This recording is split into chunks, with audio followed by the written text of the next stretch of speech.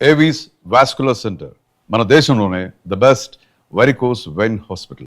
So మళ్ళీ back to square one అన్నట్టుగా మళ్ళీ ఖతార్, దోహాలో ఏదో జరగబోతోంది, శాంతి చర్చలు ఉంటాయి అనుకుంటున్నప్పుడు మళ్ళీ ఎందుకు 3 కంట్రీస్ డిఫరెంట్గా ఆలోచిస్తున్నాయి? అవన్నీ కూడా మళ్ళీ సేమ్ యుద్ధాన్ని సూచిస్తున్నాయి. బికాజ్ ఈ మెమరాండమ్ ఆఫ్ అండర్స్టాండింగ్ కాదు ఇది.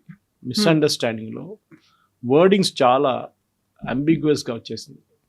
అంటే మీరు ఆ వర్డ్ని ఎట్లా తిప్పొచ్చు, ఇటు చెప్పొచ్చు, అటు చెప్పొచ్చు. ఫర్ ఎగ్జాంపుల్ ఒక దాంట్లో అన్నారు ఇరాన్కి $6 బిలియన్ ఖతార్ దగ్గర పడిన డబ్బులు ఉంది, అది ఇరాన్కి ఇచ్చేద్దాం, provided the meet certain mile stones.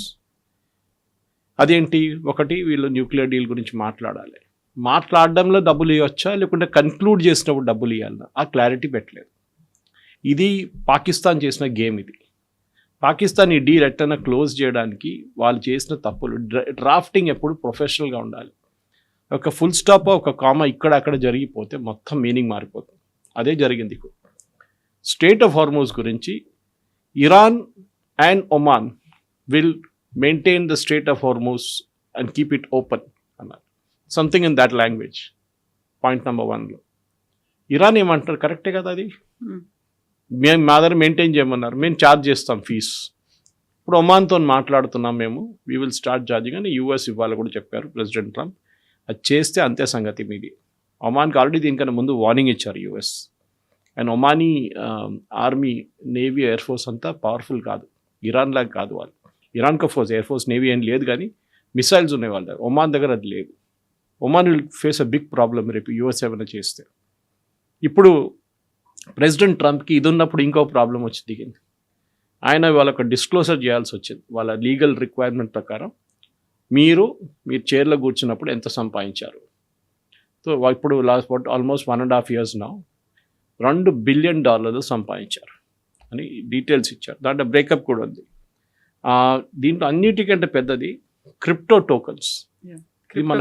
Use చేసి ఇది చాలా షేడీ బిజినెస్. ఇది ఎవరు ఇచ్చారో మీకు తెలియదు, ఎవరి దగ్గరికి వెళ్తుంది మీకు అది కూడా తెలియదు, మీరు ఇది ఎక్కడ దాచిపెట్టారో అది కూడా తెలియదు. 635 మిలియన్ కాయిన్స్ అమ్మారు, సెలబ్రేషన్ కాయిన్స్ అంట. ఆలోచండి, దాంట్లో 635 మిలియన్ సంపాదించారు. 526 మిలియన్ క్రిప్టో సంపాదించారు. దీంట్లో ఒక పెద్ద పెట్టుబడి క్రిప్టోలో పెట్టింది పాకిస్తాన్ నుంచి. ఎవరు పెట్టారు?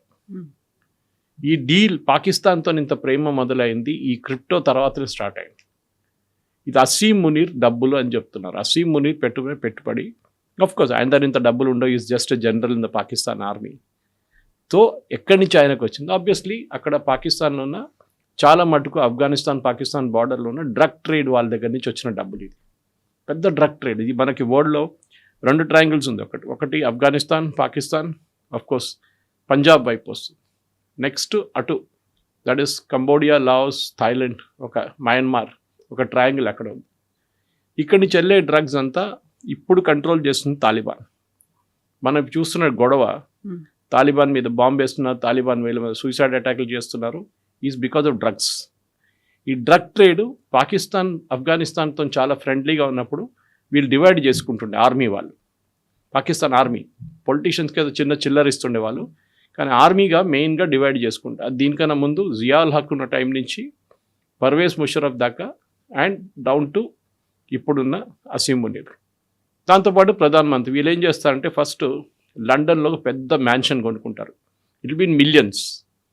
అక్కడ కొనుక్కొని వీళ్ళ ఫ్యామిలీని అక్కడ షిఫ్ట్ చేస్తారు. పిల్లలు అక్కడే స్కూల్లో చదువుకుంటారు, కాలేజ్ చదువుకుంటారు, వాళ్ళు పాకిస్తాన్లో ఏం చదువుకోరు వాళ్ళు.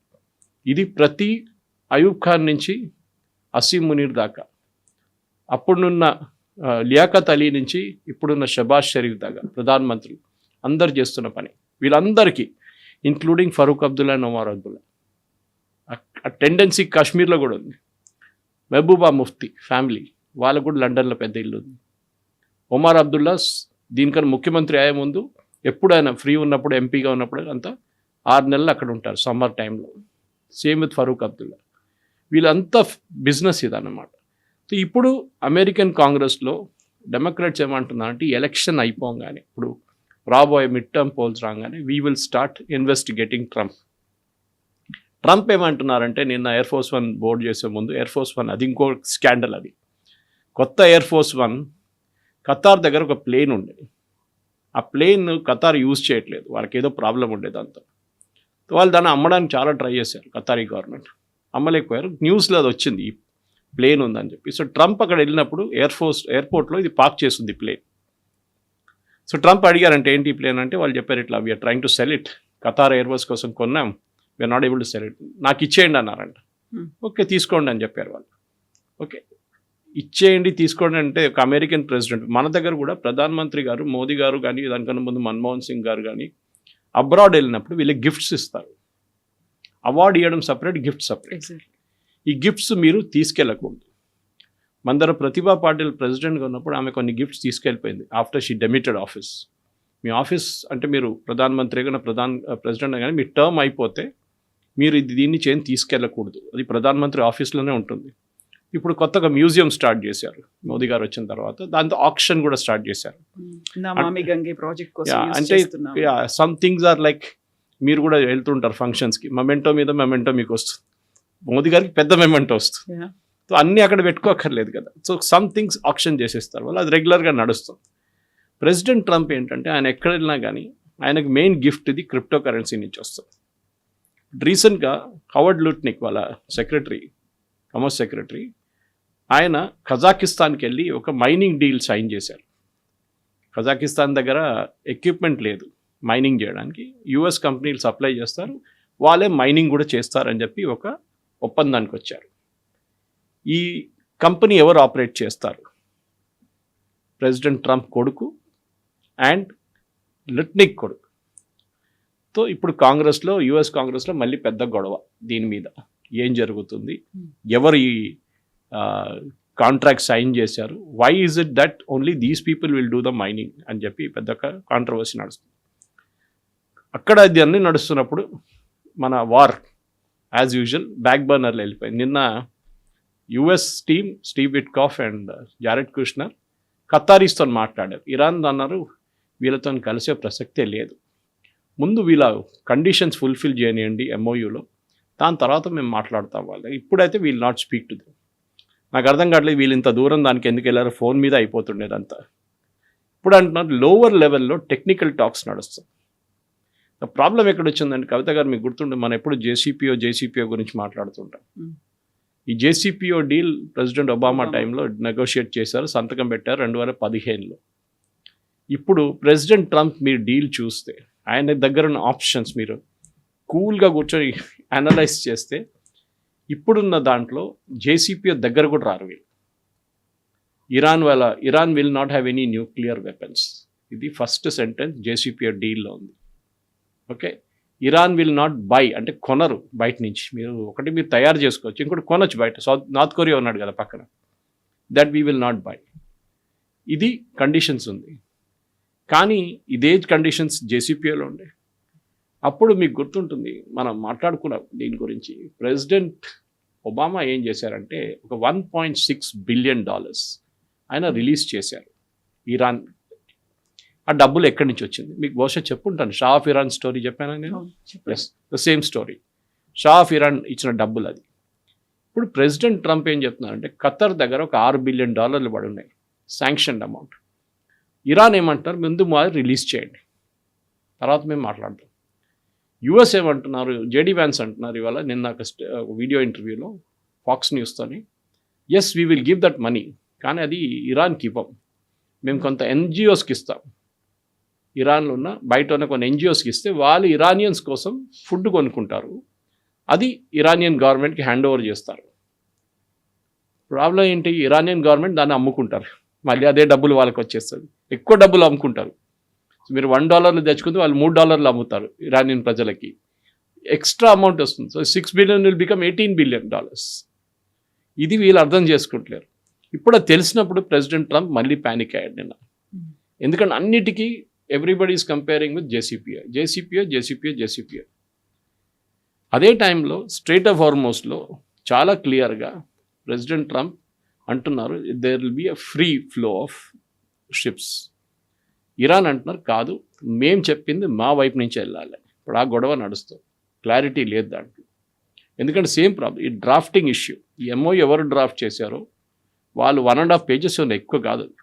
ఈ 14 పాయింట్లు మీరు 10, 20 సార్లు చదివిన తర్వాతనే అక్కడ ఫుల్ స్టాప్ ఇక్కడ తీసేసి పెట్టాలని చేయలేదు వీళ్ళు. ఇప్పుడు ఖతార్ మాట్లాడుతున్నారు, పాకిస్తాన్ ఉన్నారు కానీ ఖతార్ మెయిన్ రోల్ ప్లే చేస్తున్నారు. నిన్న ఎవరో అడిగారు, I think it was an CNN only, ఎందుకు ఖతార్ని తీసుకొచ్చారు ఇప్పుడు. సో ప్రెసిడెంట్ ట్రంప్ని అడిగినప్పుడు Qatar is very powerful nation, వాళ్ళు ఇన్ఫ్లుయెన్స్ చేయగలరు ఇరాన్ అని చెప్పేసి. బేసిక్లీ జరిగిందంటే అంటే ఈ యుద్ధంలో ఒక 2-3 ఫ్రాక్చర్స్, డీప్ ఫ్రాక్చర్స్ జరిగింది అక్కడ గల్ఫ్ జిసిసి కంట్రీస్లో. సౌదీ అరేబియా యుఎస్తో మాట్లాడలేదు ఇప్పుడు. We have nothing to do with US. In fact మీకు గుర్తుంటుంది, ఎర్లీ బాంబింగ్ క్యాంపెయిన్ నడిచినప్పుడు సౌదీ అరేబియాలో ఉన్న బేస్ నుంచి సౌదీ కింగ్ ఏమన్నారు, you cannot take the planes from here, మీరు ఇక్కడ నుంచి ఫ్లై చేయకూడదు. అది పెద్ద ఇష్యూ అయిపోయింది, మీకు గుర్తుంటుంది. ప్రెసిడెంట్ ట్రంప్ అన్నారు, నేను ఆపేశాను బాంబింగ్, ఎందుకంటే సౌదీ అరేబియా ఆపేశారు, యూఏఈ ఆపారు. సౌదీ అరేబియా ఏమంటున్నారంటే, మీరు మీ బేస్ మీద దాడి చేసినప్పుడు మా దేశంలో మిగతా చోట్ల కూడా మా రిఫైనరీ మీదకి వచ్చి ఈ బాంబులు పడుతున్నాయి, we don't want to have anything to do with you, ఇరాన్తో మేము డైరెక్ట్ డీల్ చేసుకుంటాం. దానికోసం పాకిస్తానీ వాళ్ళు తెచ్చుకున్నారు. అప్పుడు యూఎస్ సజెస్ట్ చేశారు, మీరు పాకిస్తాన్ తెచ్చుకోండి, so they have defence agreement. అదే టైంలో మీరు ఖతర్ని చూస్తే, ఖతర్ ఏమంటున్నారు, మేము మీతోని మాట్లాడుతున్నాం కదా, మమ్మల్ని అటాక్ చేయకూడదు కండిషన్. సో 6 నెలలు వస్తే రేపు 6 నెలలు ఇంకా పొడిగిస్తే మళ్ళీ 6 నెలలు, 2 సంవత్సరాల దాకా ఏ అటాక్ మా మీద ఉంటుంది. పాపం కువైత్ అండ్ బహ్రెయిన్ చాలా చిన్న దేశాలు, వాళ్ళ మీద విపరీతంగా దాడి చేస్తున్నారు ఇరాన్. ఎప్పుడైనా అమెరికా కొడితే వాళ్ళ మీద దాడి ఇమ్మీడియట్. ఇప్పుడు the divisions are very clear. UAE ఏమో ఇజ్రాయెల్తో వెళ్ళిపోయారు, ఇక్కడ సౌదీ అరేబియా ఏమో మేము ఇండిపెండెంట్గా ఉండిపోతాం, మాకు ఎవరితో సంబంధం లేదు, పాకిస్తాన్తోనూ ఒక ఒప్పందం ఉన్నారు. అటువైపు కువైత్ అండ్ బహ్రెయిన్ ఏం చేయలేకపోతున్నారు. ఈవెన్ దో బహ్రెయిన్లో అన్నిటికంటే క్రూషియల్ అయిన US 5th ఫ్లీట్ ఉంది అక్కడ, నేవీ వాళ్ళది, అది అక్కడ ఉంది, వాళ్ళ హెడ్ క్వార్టర్స్ అది. అక్కడే దాడి చేస్తున్నారు వీళ్ళు చాలా మటుకు. ఒమాన్ ఏమో అక్కడ లేని ఇక్కడ లేని పరిస్థితికి వచ్చేస్తారు. ఇరాన్తో వెళ్ళకపోతే ఇరాన్ విల్ డిక్టేట్ టర్మ్స్. ఈ యుద్ధంలో ఒక వన్ మెయిన్ అడ్వాంటేజ్ ఇరాన్కి ఏంటంటే, మిగతా గల్ఫ్ కంట్రీస్ కన్నా మేము చాలా పవర్ఫుల్ అని వాళ్ళు తెప్పించుకున్నారు చాలా క్లియర్గా. They defended themselves well, drones వాడుకున్నారు, మిసైల్స్ వాడుకున్నారు, ఇజ్రాయెల్ని కూడా వాడుకున్నారు వాళ్ళు. ఇజ్రాయెల్ బాంబింగ్ చేసినప్పుడు కూడా దే సఫర్డ్ ఎ లాట్, కానీ అప్పుడు కూడా వాళ్ళు దాని నుంచి బయటకు వచ్చారు. ఇజ్రాయెల్ మీద దాడి చేశారు, ఇజ్రాయెల్ డిస్ట్రక్షన్ చేశారు. గల్ఫ్ దేశాలకు ఏం చూపిస్తున్నారంటే, చూడండి మీరు అబ్రహాం అకార్డ్ సైన్ చేసి ఉంటారు, కానీ మమ్మల్ని చూడండి, వీఆర్ స్ట్రాంగ్ టుడే. సో ఒక కొత్త పవర్ సెంటర్ తయారవుతుంది గల్ఫ్లో, అండ్ దట్ ఈస్ ఇరాన్. దాన్ని అక్కడ ఉన్న 2 గ్రూప్స్ నడుమిట్లో ఇప్పుడు పెద్దగా గడవ నడుస్తుంది. One is the political group and one is the IRGC group. ఇది అక్కడ ఉన్న పెద్ద స్టోరీ. దీన్ని కొంచెం ఎక్స్ప్లెయిన్ కూడా చేయొచ్చు.